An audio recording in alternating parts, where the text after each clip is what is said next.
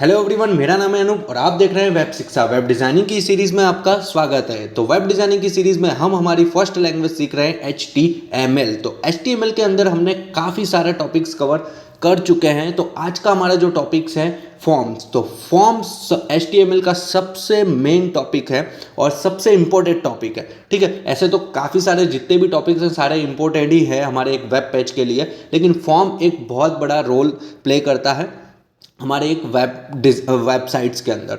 ठीक है, तो फॉर्म्स क्या होता है, अभी तक आपने फॉर्म्स के बारे में अगर नहीं पता चल रहा हो तो जानेंगे इस वीडियो में। ठीक है, तो अगर आपने प्रीवियस सारे हमने हमारी वीडियो नहीं देखे हैं तो चैनल पे जाके आप हमारे HTML के सारे वीडियोस को वॉच कर सकते हो बिल्कुल फ्री में। ठीक है, तो आज का हमारा जो टॉपिक है HTML के अंदर फॉर्म्स का है। ठीक है, तो फॉर्म्स क्या होता है, चलिए शुरू करते हैं।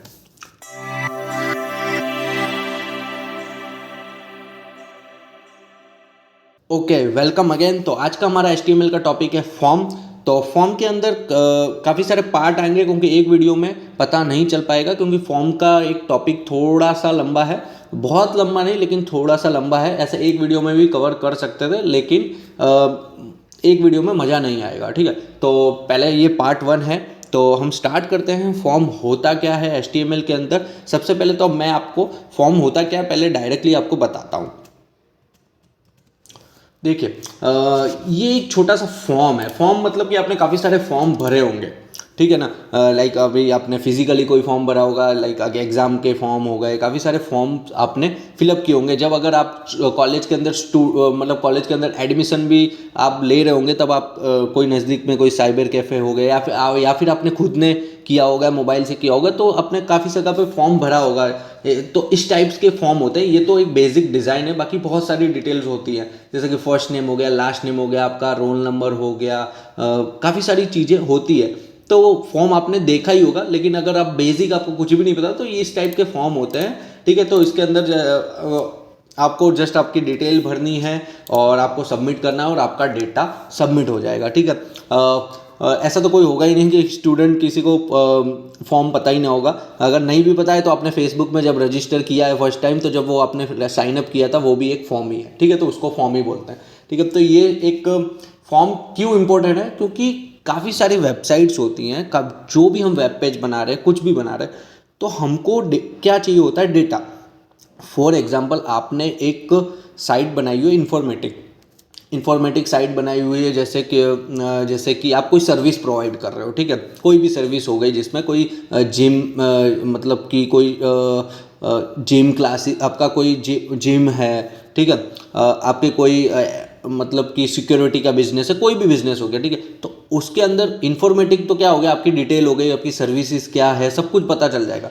लेकिन आपको आपको कुछ डेटा तो चाहिए होगा ना, सामने वाले किसने इंक्वायरी की है। ठीक है, अगर मैं एक यूज़र हूँ, ठीक है, मैंने आपका बिजनेस देखा और मुझे इंटरेस्टेड है आपकी सर्विस लेने में, तो मैं क्या करूँगा, या तो आपको कॉल करूँगा, अगर आपके वेब पेज के अंदर होगा तो मोबाइल नंबर से डायरेक्टली मैं आपको कॉल करूँगा, या तो मैं क्या करूँगा, फॉर्म भर दूंगा, मेरी डिटेल डाल दूंगा कि आई एम अनूप, आप मेरी नाम डाल दूंगा, उसका मेरा एड्रेस वगैरह, ईमेल आईडी, फ़ोन नंबर डाल दूंगा, मेरा डिस्क्रिप्शन करके एक फॉर्म होगा एक अच्छा सा, उसके अंदर मैं अपना फिलअप कर दूंगा। जैसे ही सबमिट करूंगा और आपका जो बिजनेस है आपके मेल आईडी पे वो मेल मिल जाएगा कि इसकी मुझे इंक्वायरी आई हुई है, कि ये यूज़र की मेरे लिए इंक्वायरी आई हुई है मेरे वेबसाइट से। तो आप उसको कॉल करके आप जो भी बात करनी है वो सर्विस के रिगार्डिंग आप बात कर सकते हो। तो ये एक छोटा सा एग्जांपल है कि फॉर्म इंपोर्टेंट क्यों है, कि इस तरह से कि कोई भी वेब पेज हो गया, कोई सर्विस प्रोवाइड कर रहे हैं तो आपको उनका डेटा चाहिए होगा। तो हम यही है कि डेटा लेने के लिए, ठीक है, कि आप जैसे मैंने अभी एक वेबसाइट बन गई और मुझे अब डेटा डालना है, तो जैसे ही मैं यहाँ पे सबमिट कर रहा हूँ तो आपको इंक्वायरी मिलेगी कि ये मतलब यहाँ से इंक्वायरी आई हुई है। तो ऐसे काफ़ी सारे रोल होते हैं। ये तो हुआ इंक्वायरी के लिए, रजिस्टर के लिए भी यूज़ होता है, लॉगिन के लिए भी यूज़ होता है। तो ये बहुत इंपॉर्टेंट कि हर वेब पेज हो गया या फिर कोई सॉफ्टवेयर हो गया तो उसमें फॉर्म सबसे ज़्यादा यूज़ होता है। ठीक है, तो आई होप कि आपको पता चल गया होगा कि फॉर्म इंपॉर्टेंट क्यों है, क्या वर्क है, क्यों हम फॉर्म बनाते हैं। तो ये इसका रोल है। ठीक है, तो अब कैसे फॉर्म बनाते हैं, क्या होता है फॉर्म, उसको थोड़ा थियरिकल और प्रैक्टिकल दोनों समझते हैं। HTML form are a simple form that have been used to collect the data from the user। देखिए, अभी मैंने आपको वर्बली बताया कि हमको डेटा चाहिए होता है, कोई भी फिलअप कर रहा है हमको डेटा होता है। तो यही है कि simple form is been used collect the data, मतलब कि डेटा लेने के लिए यूजर का, ठीक है। तो यही हुआ। HTML form interactive control and various input types such as text, number, email, password, radio buttons, checkbox button, etc. मतलब HTML के अंदर काफ़ी सारे कंट्रोल्स होते हैं, जैसे कि टैक्स हो गया, जैसे सिंपल नेम वगैरह, काफ़ी सारे टैक्स के लिए अगर किसी को टैक्स लिखना है तो उसके लिए हम इनपुट्स देते हैं टैक्स। नंबर हो गया, जैसे कि कोई मोबाइल नंबर उसको डालना है तो हम नंबर का एक इनपुट देते हैं। ईमेल डालना, ईमेल के लिए, पासवर्ड के लिए radio button, check box buttons, ये सब इससे और भी हैं, लेकिन ये एक इस तरह से फॉर्म हमको प्रोवाइड करता है, ठीक है। तो हम ये सब चीज़ें बना सकते हैं। उसके बाद we can see its application in multiple sites including register form, customer feedback form, online survey form and many more. Okay, जैसे कि रजिस्टर फॉर्म हो गया, रजिस्टर करने के लिए, कस्टमर फीडबैक हो गया, मतलब कोई आपका ब्लॉगिंग की साइड है उसके अंदर फॉर्म लगा के दिया है कि कोई फीडबैक फॉर्म, मतलब नाम डालेगा, कमेंट का आपने एक चेकबॉक्स दे, मतलब टेक्स्ट एरिया दे दिया तो उसमें कमेंट करके वो फीडबैक दे सकता है। फिर ऑनलाइन सर्वे करना है, तो ये सब काफ़ी इंपॉर्टेंट, मतलब काफ़ी सिनेरियो में आपके डिफरेंट तरीके से हम फॉर्म को यूज़ करते हैं, ठीक है। क्रिएट एन HTML फॉर्म, तो HTML फॉर्म को बनाने के लिए हम यूज़ करते हैं टैग, कौन सा, फॉर्म टैग। ये इसकी सिंटैक्स है कि हमको कैसे फॉर्म बनाते हैं। फॉर्म को स्टार्ट फॉर्म टैग यूज़ करते हैं, उसके अंदर ये सब कुछ एट्रीब्यूट्स है, एक्शन, मेथड, ये सब एट्रीब्यूट्स हैं, वो हम अभी जानेंगे। और फॉर्म टैग को क्लोज करके इसके अंदर हमारे सारे इनपुट्स होते हैं, जैसे कि कंट्रोल्स लाइक इनपुट हो गया, टैक्स एरिया हो गया, एक्सेट्रा। तो ये इसकी सिंटैक्स है, ठीक है। आगे बढ़ते हैं। HTML फॉर्म टैग्स, कौन कौन से टैग्स होते हैं? ऐसे तो ये मेरे सिंपल से अभी कुछ लिए हुए, इसके अलावा भी बहुत सारी चीज़ें होती हैं, वो हम धीरे धीरे कवर कर लेंगे, ठीक है। जैसे कि फॉर्म हो गया, फिर उसके अंदर इनपुट्स होते हैं, टैक्स एरिया हो गया, लेबल्स हैं, फील्ड सेट है, legend, select, opt group, option, button, इस सारे हम कवर करेंगे धीरे धीरे। तो अभी हम सबसे पहले हमारा स्टार्ट कर रहे हैं फॉर्म, ठीक है। उसके अंदर इनपुट ये सब धीरे धीरे कवर हो जाएगा। तो हम सबसे पहले देखते हैं कि फॉर्म क्या होता है। Form is entire inputs by used site, ठीक है। तो हमको फॉर्म मेन होता है, क्योंकि उसी फॉर्म लिखेंगे, उसी के अंदर हम हमारे सारे इनपुट्स डालेंगे, ठीक है। तो सबसे पहले हम फॉर्म देखेंगे। तो फॉर्म देखने के लिए, फॉर्म जब हम बनाते हैं तो फॉर्म के अंदर होते हैं एट्रीब्यूट्स, ठीक है। तो सबसे पहले हम एक छोटा सा फॉर्म क्रिएट कर देते हैं कि फॉर्म बनता कैसा है। तो यहाँ पे मैं आ गया हूँ डॉक्यूमेंट्स में, ऑलरेडी मैंने एक छोटा सा फॉर्म बना दिया है, ठीक है। कैसे बनता है वो हम देख लेते हैं। अभी मैं आपको बताना चाहूँगा कि अभी हम कवर कर रहे हैं फॉर्म।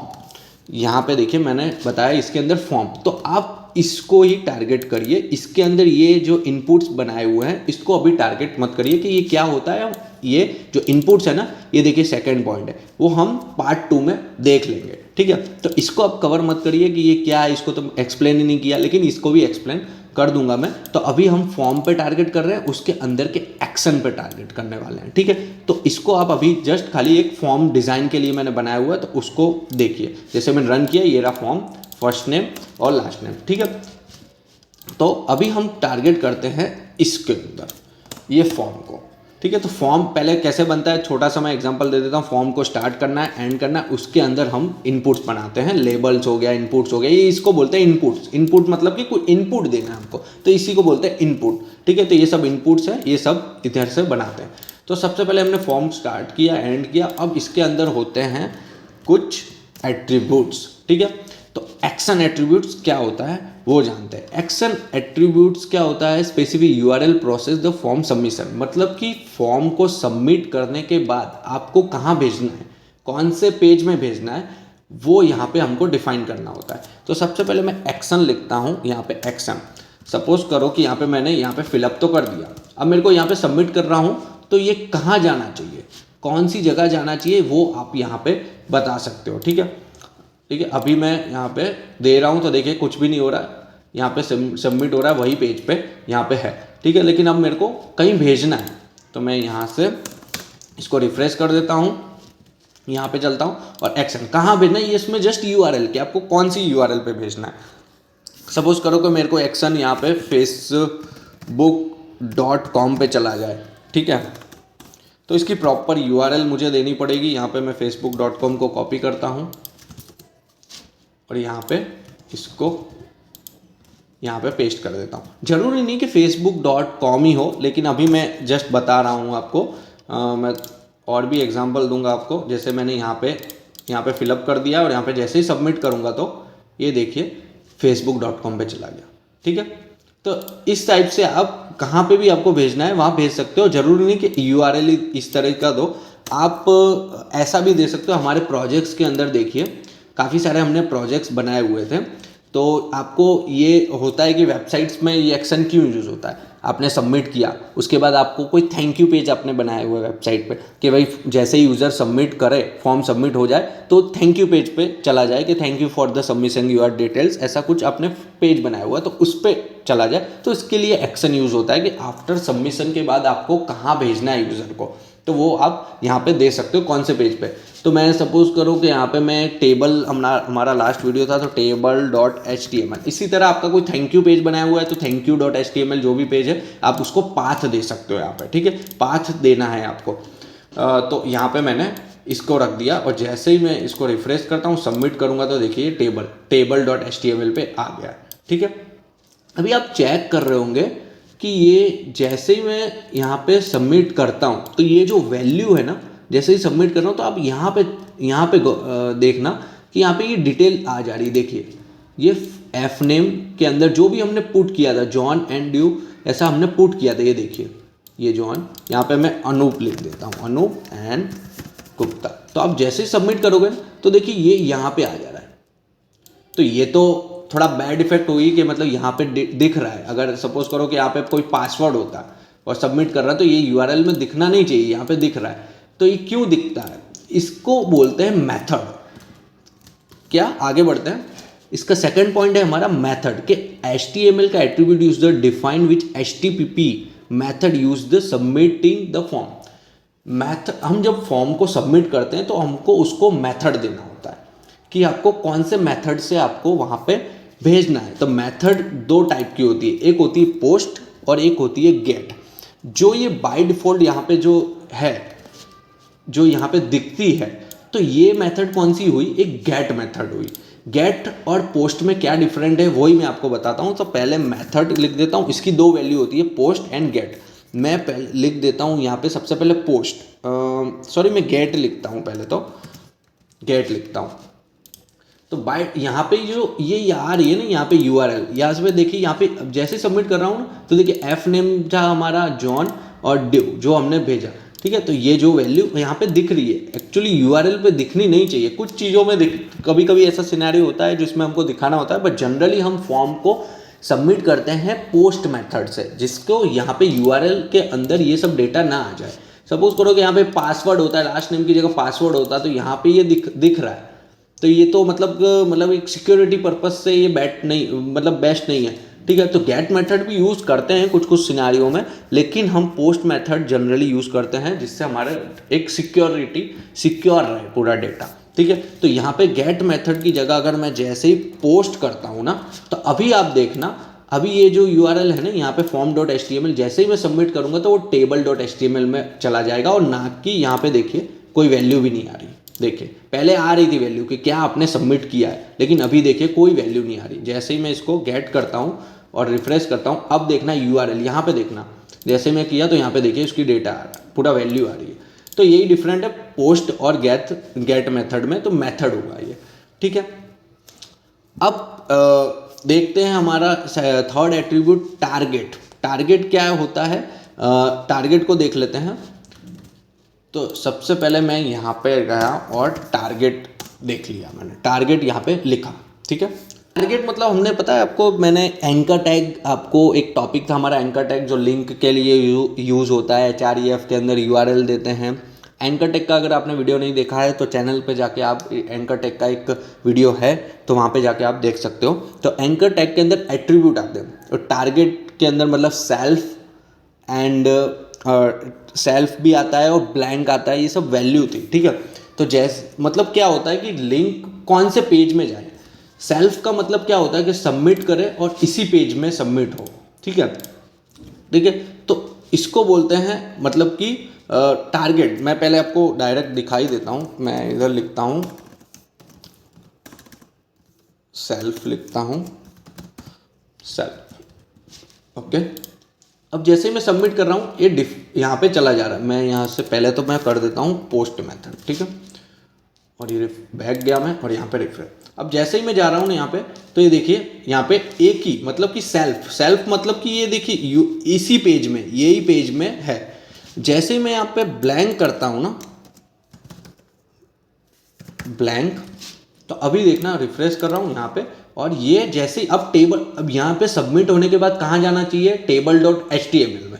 तो जैसे ही मैं क्लिक कर रहा हूँ ना, तो ये देखिए न्यू टैब में गया, यहाँ पे है, ये देखो एक नया टैब बन रहा है। जितनी बार मैं सबमिट कर रहा हूँ नया टैब बन रहा है। तो ये यूज़ होता है कि हो सकता है कि आपको सेल्फ में नहीं, मतलब इस पेज में नहीं करना है, सबमिट करके आपको कोई नया पेज ओपन कराना है, ठीक है। तो ये उसके लिए यूज़ होता है टारगेट के, कहाँ टारगेट करना है, ब्लैंक में। ब्लैंक करोगे तो आप ब्लैंक मतलब पूरा एक ब्लैंक नया पेज में ओपन होगा, और सेल्फ करोगे तो इसी के अंदर, जैसे कि यहाँ पे मैं सेल्फ किया तो ये देखिए कोई नया टैब नहीं होगा। रिफ्रेश करता हूँ, इसी के अंदर table.html में चला गया, ठीक है। तो ये टारगेट हुआ। अगला है हमारा ऑटो कंप्लीट, ठीक है। ऑटो कंप्लीट क्या होता है वो देखते हैं। पहले तो मैं इसको वैल्यू निकाल ही देता हूँ, ठीक है। यहाँ पे वैल्यू निकाल दी और मैं देखता हूँ यहाँ पे ये वैल्यू दी थी इसलिए यहाँ पे आ रहा था, ये ब्लैंक हो गया, ठीक है। अब मैं देखता हूँ यहाँ पे ऑटो कंप्लीट, ऑटो कंप्लीट। अब यहाँ पे क्या हुआ, ऑटो कंप्लीट में जैसे ही देता हूँ तो यहाँ पे सपोज यहाँ पे रिफ्रेश कर रहा हूँ, तो ये देखिए यहाँ पे मुझे जैसे ही मैंने टैप किया ना ये यहाँ पे, तो कुछ मुझे वैल्यू दे दी। ये कहाँ की है कि मैं अब मेरे पीसी में मैं काफ़ी सारे चीज़ें करता हूँ, फॉर्म कर रहा हूँ, या फिर काफ़ी सारी चीज़ें हमने ऐसे फॉर्म जगह जगह पे मैंने भरे होंगे। तो इसमें एक हमारे ब्राउज़र के अंदर, कैच के अंदर एक स्टोर हो जाता है काफ़ी जगह पे। तो वही यहाँ पे ऑप्शन आने लगे कि आपने कहीं और भी, ये जरूरी नहीं कि मैंने इसके अंदर कोई और फॉर्म भर रहा था तो वहाँ पे मैंने ये सब नेम पुटअप किए थे, तो ये ऑटोमेटिक सजेशन देने लगता है। अगर आपके पीसी में, अगर आप हो, आपके पीसी में देखोगे तो आपके अकॉर्डिंग यहाँ पे कुछ सजेशंस आ जाएंगे। तो ऑटो कंप्लीट मैंने जैसे ही लिखा ना यहाँ पे ऑटो कंप्लीट, तो ये यहाँ पे मुझे आने लगा, और यहाँ पे मैं इस तरह से देखिए यहाँ पे भी आने लगा, और मैं जैसे ही यहाँ पे क्लिक कर रहा हूँ ऑटोमेटिक यहाँ पे पुट हो जाए ऑटो कंप्लीट। मतलब कि मुझे लिखना नहीं पड़ रहा, कुछ सजेशन है मेरे यहाँ पे दे रहे, उसको मैं जैसे ही क्लिक कर रहा हूँ यहाँ पे पुट हो जा रहा है, ठीक है। तो ये हुआ ऑटो कंप्लीट। अब मैं यहाँ पे आया ऑटो कंप्लीट, यहाँ पे मैं ऑफ कर देता हूँ। इसकी वैल्यू होती है डो, ऑन एंड ऑफ। जैसे ही मैं ऑफ करता हूँ ना, तो अभी देखिए मैं यहाँ पे क्लिक कर रहा हूँ ना, देखिए अब मुझे कोई सजेशन ही नहीं आ रहा। पहले क्या आ रहा था, मैं जैसे यहाँ पे क्लिक कर रहा था तो मुझे कोई टूल टिप से कुछ ऑप्शन दे रहा था कि यहाँ से कुछ ऑटो कंप्लीट, मतलब कि क्लिक करो और पुट हो जाए। लेकिन अब जैसे मैंने इसको ऑफ किया है ना, तो देखिए मैं क्लिक कर रहा हूँ कुछ भी नहीं आ रहा है, और जैसे ही मैं इसको ऑन करता हूँ तो अभी देखना रिफ्रेश, यहाँ पे जैसे मैं क्लिक कर रहा हूँ तो देखिए सजेशन आने लगे। मैं जैसे क्लिक कर, इसको बोलते हैं ऑटो कंप्लीट, तो ऑटो कंप्लीट हो जाए, ठीक है। क्योंकि क्या होता है, आप जैसे कि आप एक कोई जैसे साइबर कैफ़े वाला होता है, ठीक है, वो दिन पे कितने ही सारे फॉर्म भरता रहता है। जैसे कि लाइन लगी हुई है स्टूडेंट की, 4 स्टूडेंट खड़े हैं, एक ही फॉर्म के अंदर 4 स्टूडेंट का डेटा को सबमिट करना है। तो क्या करेगा, जैसे ही यहाँ पे उसको, जैसे यहाँ पे फॉर्म भरेगा ना यहाँ पे, तो एक सबमिट हो गया। अब सेकंड स्टूडेंट आ गया, तो उसको यहाँ पे सजेशन आने लगेंगे कि इसके पहले उसने क्या भरा था, उसके पहले इस जगह पे क्या भरा था, वो ऑटोमेटिक सजेशन आने लगेंगे। तो फास्ट प्रोसेस हो जाती है इससे। तो ये सब चीज़ें यहाँ पे है, तो इसको बोलते हैं ऑटो कंप्लीट। अगला है हमारा इंक टाइप, ठीक है। इंक टाइप क्या है, जनरली वो एक फाइल्स होते हैं। जैसे कि अगर आप फॉर्म के अंदर, पता है आपको, कोई फाइल सबमिट होते हैं, जैसे आपने फॉर्म भरा होगा, आप कॉलेज में सबमिट, कॉलेज के अंदर एडमिशन ले रहे होंगे, तो अगर आपने ऑनलाइन फॉर्म भरा होगा तो उसके अंदर, अपने फॉर्म के अंदर कुछ फाइल दी होगी, तो उसके अंदर वो मार्कशीट हो गई, वो सब अपलोड करते हैं, ठीक है। तो अपलोड करने के लिए यहाँ पे एक ऑप्शन आता है, जैसे कि इस इनपुट टाइप, यहाँ पे मैं टैक्स है ना, तो मैं इधर फाइल कर देता हूँ। ये सब बताऊँगा मैं अभी, जस्ट आपको हमारे एट्रीब्यूट कवर हो जाए उसके लिए। देखिए यहाँ पे जैसे ही ये कर रहा हूँ मैं, यहाँ पे जाके मैं कुछ इमेज, मतलब पुट करने का ऑप्शन दे रहा है, तो इसको फाइल्स बोलते हैं। अब इंक टाइप क्या होता है, इंक टाइप हम देते हैं यहाँ पे एट्रीब्यूट, यहाँ पे इंक टाइप, तो इससे हमारे कुछ मतलब कि हम परमिशन देते हैं कि यहाँ पे जो भी फाइल्स हैं हम जो कोई अपलोड कर रहे हैं तो उसको एक परमिशन देते हैं, ठीक है, कि हाँ ये अलाउ कर रहा है या नहीं, ऐसी कुछ परमिशन देने के लिए हम इंक टाइप का यूज़ करते हैं। वो जनरली जब हम बैकएंड पार्ट करें, अगर आप डिज़ाइनर हो तो आपको इंक टाइप जब जितना लेके आप छोड़ सकते हो, तो इसके अंदर जो वैल्यू है, जिस टाइप की उसका फॉर्मेट है कि आप कौन सी फाइल अपलोड कर रहे हो, उसके अकॉर्डिंग इसका कोड आता है यहाँ पे। तो उसका जो कोड होगा वो बैकएंड डेवलपर यहाँ पे दे देता है कि यहाँ पे ये कौन सा टाइप है, ठीक है। तो उसका एक परमिशन देने के लिए एक इंक टाइप होता है। जैसे यहाँ पे अगर थियरिकल में देखें तो enctype attribute used to specify how to form input data should be encoded before sending the server.